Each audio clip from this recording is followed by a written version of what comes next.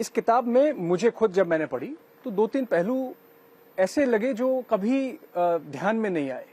दादा ने मेंशन किया कि गांधी और सावरकर का जो संबंध था, जिसके बारे में आपने अपने प्रवचन में भी बोला। एक हम प्रक्रिया कुछ समय से देख रहे हैं, या एक ऐसा विचार आता है कि गांधी हों, सरदार पटेल हों, इस पुस्तक में भगत सिंह और सावरकर के संबंधों के बारे में है, सावरकर और बाबा साहेब के संबंधों के बारे में है।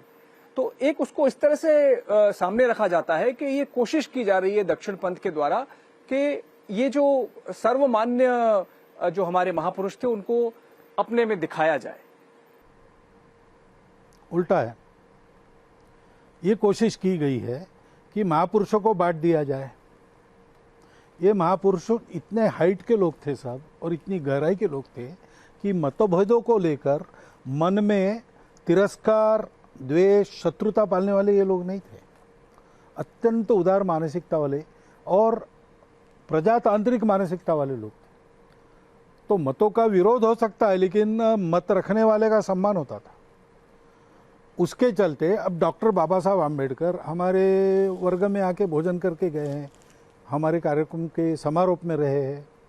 उनके डॉक्टर एडवर्ड्स के साथ परिचय था, गुरुजी के साथ परिचय था।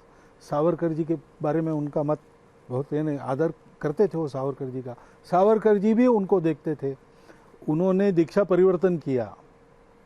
तो गुरुजी का संदेश है कि शंकराचार्य की बुद्धि और बुद्ध का हृदय लेकर कोई महापुरुष आए, ऐसा विवेकानंद चाहते थे।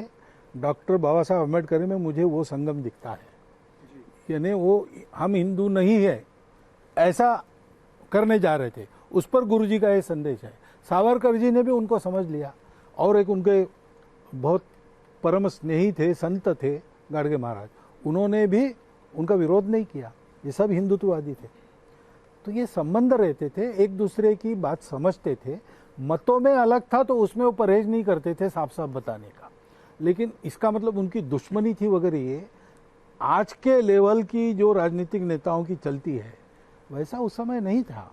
और ये बहुत अभी स्वतंत्रता के बाद तक, जब तक ये tall and deep personalities were alive, ऐसा था।